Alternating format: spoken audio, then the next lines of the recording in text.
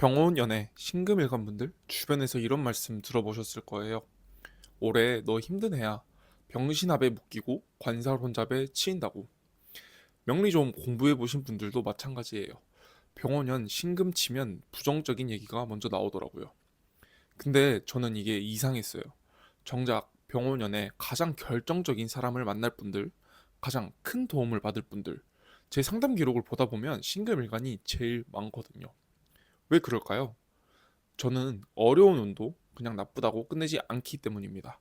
어떻게 쓰고 어떻게 넘어가는지까지 보는 게 제 방식이거든요. 그래서 오늘 이 영상 끝까지 보시면 세 가지를 가져가실 수 있습니다. 첫째, 병원연에 맞춰줘야 할 사람이 왜 이렇게 많아졌는지, 그리고 그게 좋은 건지 나쁜 건지, 지금 밀고 나가야 할 때인지 기다려야 할 때인지, 그 기준에 대해서 이해하실 수 있으실 겁니다. 둘째, 지금 사방에서 치이는 이 느낌이 내가 너무 예민한 건지, 진짜 조심해야 하는 건지, 오늘 영상을 보시면 구분이 되실 거예요.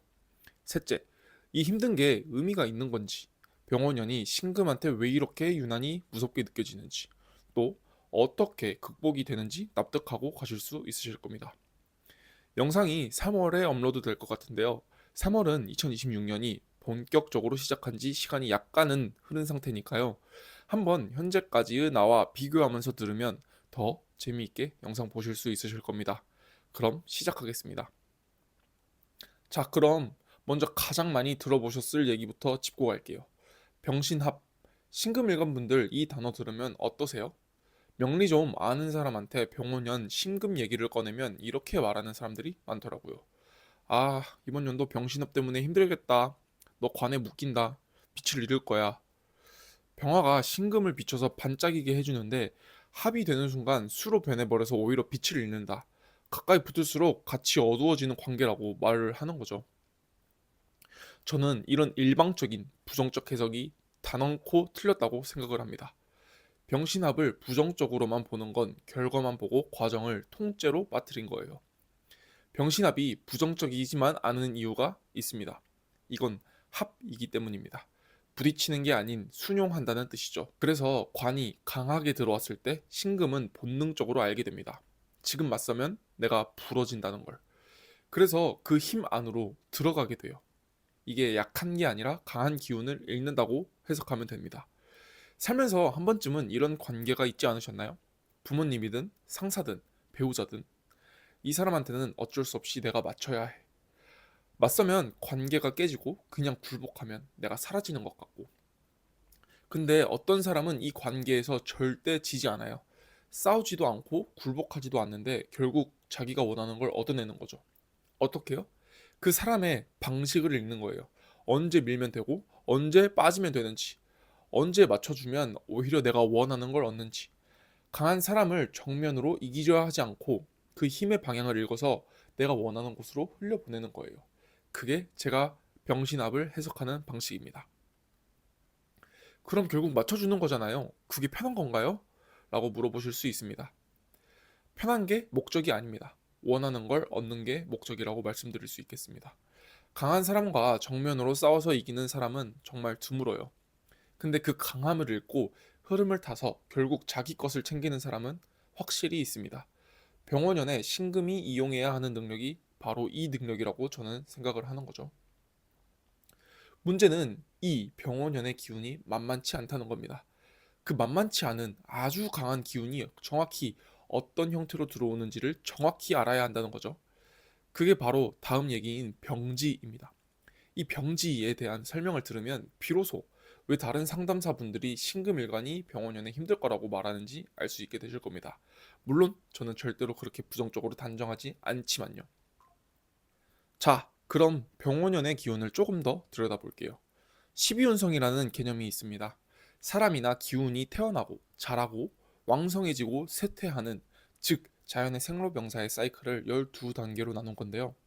오늘 이걸 들으시는 신금일관 분들은 이 12가지 중에서 딱 하나만 기억하시면 됩니다. 병지. 신금일관은 병원연의 5화위에서 병지에 해당하거든요. 병이라는 글자가 들어가니까 아프다는 뜻인가 싶으시죠? 명리에서 병지는 그게 아닙니다. 병지는 가장 능숙해진 상태예요. 그리고 동시에 가장 많이 소비되는 상태라고 보시면 됩니다. 병지의 키워드는 그래서 이런 거예요. 숙련, 노련, 효율, 공감. 젊을 때처럼 기운이 넘치진 않지만 뭘 해도 힘을 낭비하지 않고 일을 하는 거죠. 한 번에 핵심을 읽고 상대가 뭘 원하는지 본능적으로 안다고 해야 될까요? 절대고수 할아버지의 느낌이죠. 이게 무슨 뜻이냐? 병원년은 신금이 자기 안에 이미 쌓인 것들을 꺼내 쓰는 해라는 거예요. 새로 배우는 게 아니라 갈고 닦은 걸 실전에서 쓰는 해라는 거죠. 근데 그 쓰임의 방향이 한 방향이 아니에요. 사방에서 막 동시에 요구가 들어오는 구조라는 거죠. 그 이유는 병원년이라는 이 강한 놈의 정체에서 찾을 수 있는데요. 병원년은 화기운이 극강한 해예요. 불이 한 군데서 오는 게 아니라 천간에 병화도 있고 지지오화 속에도 정화도 있고 뭐 병화도 있고 불이 확 겹쳐서 들어오는 거죠. 신금한테 이 화기운은 전부 관성입니다. 관성이란 나를 평가하고 기대하고 지켜보는 것들, 즉 내가 갈고 닦은 것들을 마구마구 쓰게 된다는 거죠. 여기 치이고 저기 치이고 능숙한 사람한테 일이 몰리는 건 당연한 것처럼요. 이게 무서운 건 아니지만 방심하면 위험합니다. 이게 쌓이면 어떻게 되냐면 예시로 한번 설명을 드려볼게요. 직장에서 어느 순간 막 내가 중심이 되어 있는 느낌? 새 팀장이 왔는데 업무 파악을 전부 다 나한테 하고 후배들은 뭔가 막히면 당연하다는 듯이 나한테 와서 물어보고 위에서는 기대가 올라가고 아래에서는 의지도가 높아지고 또 집에 가면 부모님은 요즘 어떻게 사냐 물어보고 주변 친구들에게선 고민 상담이 계속 들어오고 어때요? 듣기만 해도 조금 힘들 것 같죠? 책임감이 계속해서 무거워지는 느낌? 아까 처음 말씀드린 병신합 때문에 안 그래도 남한테 맞춰서 사는 느낌이 되는데 맞춰줘야 할 사람들이 엄청나게 늘어난다는 거죠. 그러다 보면 어느 날 문득 이런 생각이 드실 거예요. 왜 이렇게 신경 써야 할 사람이 많아졌지? 온종일 남한테 맞춰주다가 혼자 있는데 막상 내가 뭘 원하는지 모르겠는 느낌? 어딜 가도 맞춰주는 나. 근데 진짜 나는 어디 있지? 이런 느낌. 그게 병지의 관성 혼잡이 겹친 병원연 신금의 현실입니다. 어쩌면 일에 파묻혀 나 자신을 잃어갈 수도 있게 되는 느낌이랄까요? 그럼 저희 신금일간들은 어떻게 해야 할까요? 그 부분을 조금 더 구체적으로 말씀드려 볼게요. 아까도 말씀드렸듯 거절이 답은 아닙니다. 병지의 신금은 이미 능숙한 사람이라고 할 수 있어요. 이 요구들을 효율적으로 흘려보내는 감각이 있다는 거죠. 문제는 그 감각을 쓰려면 내가 먼저 내 중심을 알고 있어야 한다는 건데요. 인생의 주도권을 남들에게 빼앗기지 않으려면 내가 뭘 위해 이 에너지를 쓰는지가 선명해야 합니다. 병원연 신금은 가장 능숙한 상태로 사방의 기대를 받으면서도 무너지지 않는 것이 가장 중요하다는 거죠. 지금까지 두 가지를 말씀드렸어요. 병신합 때문에 강한 것에 맞추다 보면 내 주체를 잃을 수 있다. 병지 때문에 사방에서 관심과 요구가 몰린다. 이 두 개가 겹치면 어떻게 되느냐? 열심히 하는데 왜 이렇게 열심히 하는지 모르는 상태가 되기 쉽습니다. 지쳐서 자신감을 잃어가는 거죠. 근데 여기서 제가 드리고 싶은 말씀이 있습니다. 자신감만큼은 절대 내려놓지 마세요. 병원연이 강하게 들어오는 건 맞습니다. 근데 그게 나를 무너뜨리려고 온 게 아니에요. 나를 쓰고 싶어서 온 겁니다. 당당하게 자신있게 병원연을 맞이하면 좋겠습니다. 그리고 정말 다행인 게 있는데요. 올해 신금한테 천을귀인이라는 게 들어옵니다. 내가 가장 막막한 순간에 반드시 누군가가 나타나는 기운이라는 거예요. 근데 잠깐, 이게 그냥 공짜로 오는 건 아닙니다. 천을귀인은 복권이 아니에요. 품성이 쌓여야 작동하는 기운입니다. 사람들이 천을귀인을 어떻게 얘기하는지 아시나요? 무조건 귀인이 나타난다, 도움 받는다, 좋은 사람 만난다. 근데 그게 그냥 오는 거면 왜 천을귀인이 있는 사람들 중에서 아무것도 못 느꼈다는 분들이 있겠어요? 천을귀인의 핵심적인 키워드는 고상한 성품입니다. 성품. 내가 손해를 봐도 뒷돈 받지 않는 것, 잘 안 풀려도 사람에 대한 도리를 지키는 것. 즉 병신합에서 말씀드린 것처럼 흐름을 읽고 자신감 있게 움직이는 것. 병지에서 말씀드린 것처럼 사방에서 치어도 내 중심을 잃지 않는 것. 그게 바로 천을귀인이 작동하는 조건이라는 거죠. 오늘 이 영상을 보고 제가 말씀드린 그대로 살아가신다면 신금일간 여러분들에게 귀인은 반드시 100%올 수 있다고 말씀드릴 수 있어요. 그리고 그 귀인은 생각보다 멀리 있지 않을 수도 있습니다. 이미 당신 곁에서 오래 지켜봐온 사람일 수도 있어요. 병원연이 그 사람을 움직이게 하는 해입니다. 당신이, 신금 여러분이 당당하게 살아왔다면 그 사람은 이미 곁에 있을 수도 있어요. 자, 오늘 내용 정리 한번 해볼게요. 병원연 신금일간 분들 오늘 세 가지 이야기를 했습니다. 병신합, 병지, 천을귀인. 근데 이 세 가지가 결국 하나의 이야기로 연결돼요. 병원연 신금의 진짜 위험은 병원연이 강해서가 아닙니다. 강한 기운에 흡수되다가 내가 통째로 사라지는 거예요.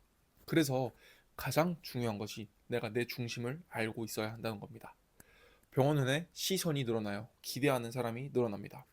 또 이 병지는 공감력이 높아지게 되면서 그 시선 하나하나를 다 흡수해요. 상사한테는 이 모습, 고객한테는 저 모습, 가족들, 친구들한테는 또 다른 모습. 근데 이게 쌓이고 쌓이다 보면 어느 순간 이런 생각이 드실 겁니다. 내가 진짜 원하는 게 뭔지 모르겠어. 매일 가면을 쓰고 살아가는 것 같아. 병신합이 무서운 게 바로 이거예요. 강한 것을 흡수하려다가 내가 통째로 녹아버리는 거죠. 병원연의 신금은 흔들려도 정말로 괜찮습니다. 여러 사람들에게 맞춰줘도 괜찮아요. 근데 내가 어떤 사람인지 뭘 중요하게 여기는지 그 중심만큼은 잃지 않으셨으면 좋겠습니다. 그 중심에 있는 사람은 병원연이 아무리 강하게 흔들어도 결국 제 자리로 돌아오게 되어 있거든요. 그리고 그 중심을 가지고 자신 있게 당당하게 살아가다 보면 반드시 나타나는 사람이 있어요. 이게 아까 말씀드린 천을귀인입니다. 귀인은 흔들리지 않는 사람을 알아봅니다. 힘들어도 도리를 지키고 지쳐도 원칙을 꺾지 않는 사람 곁에 조용히 붙는다는 거죠. 병원연이 그 사람을 만나는 해입니다. 제가 말씀드린 것들을 전부 다 지키신다면 병원연이 끝날 때 신금 여러분들은 이렇게 돼 있으실 겁니다. 나를 힘들게 했던 그 관계들이 오히려 내 자산이 되어 있네?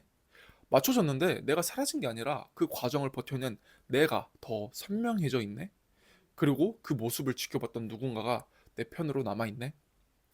여러분들이 무게를 느끼는 것들을 같이 들어줄 사람을 만나실 수 있으실 겁니다. 그러니 힘든 일이 생기시더라도 혼자 버티지 마시고 그냥 주변 사람들에게 말씀하세요. 오늘부터 딱 하나만 하세요. 하루에 한 번 내가 어떤 사람인지를 스스로에게 물어보는 겁니다. 거창한 질문 말고 오늘 내가 참은 말, 오늘 내가 진짜 하고 싶었던 것. 그게 쌓이면 흔들려도 돌아올 자리가 생길 겁니다. 신금일간 분들 병원연 혼자 짊어지지 않으셔도 됩니다. 이 채널에서 계속 같이 짚어드릴게요. 월별로, 흐름별로 항상 좋은 영상으로 찾아뵙도록 노력하겠습니다. 구독 눌러주시면 필요하실 때 바로 찾으실 수 있어요. 오늘 하루 내가 진짜 하고 싶었는데 참은 말이 있다면 댓글로 한번 꺼내보시는 것도 좋겠습니다. 말로 꺼내는 것만으로도 달라지거든요. 저부터 여러분들의 천을귀인이 될 수 있도록 많은 노력하겠습니다. 다시 말씀드리지만 병원연은 신금을 녹이러 온 해가 아니에요. 예리한 금을 명검으로 만들러 온 해입니다. 강한 불 앞에서도 자기 자신을 지킨 신금, 병원연이 끝날 때 가장 단단해져 있을 겁니다. 신금 일관분들 2026년 화이팅입니다.